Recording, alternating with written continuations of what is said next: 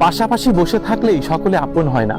সর্বপ্রথম আপন মনে হলেও স্বার্থের সময় বোঝা যায় কে আপন আর কে পর।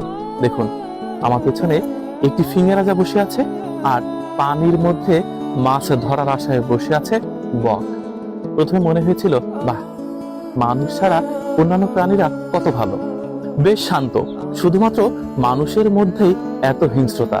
একটু পর বক যখন ছোট্ট একটি পুঁটি মাছ ধরেছে, ঠিক তখনই তার উপর হামলে পড়েছে যুদ্ধবাজ ফিঙেরাজ পাখি। সেই মাছ বকের ঠোঁট থেকে ছিনিয়ে নিয়েছে। এতক্ষণ মনে হয়েছিল শান্ত পাখিটি হয়তোবা ওর শত্রু নয়, কিংবা ওর স্বার্থে আঘাত হানবে না। কিন্তু যখনই অনেক কষ্টসাধ্যি করে বক একটি মাছ ধরেছে, ঠিক তখনই বন্ধু বেশি পাশে বসে থাকা ফিঙেরাজ পাখির আসল চেহারা প্রদর্শিত হয়েছে। আমাদের সমাজেও তাই। কাছে যে বসে আছে সে যে আপনার শত্রু নয়, সেটা আপনি কিভাবে বুঝলেন? অনেক সময় দেখা যায় আপনার কাঁধে যে হাত রেখেছে বন্ধু বেশি, মূল শত্রু হচ্ছে সে।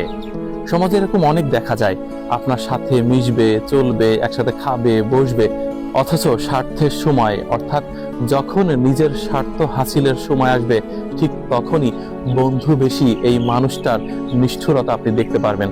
এবং আপনি অবাক হবেন যে এই মানুষটি আমার সাথেই ছিল এবং এতটা ভদ্র নম্র চেহারা নিয়ে আমার সাথে মিশেছিল, অথচ তার মধ্যে লুকায়িত ছিল এরকম হিংস্রাত্মক রূপ। ফিঙে রাজা পাখি তার আসল রূপ দেখিয়েছে।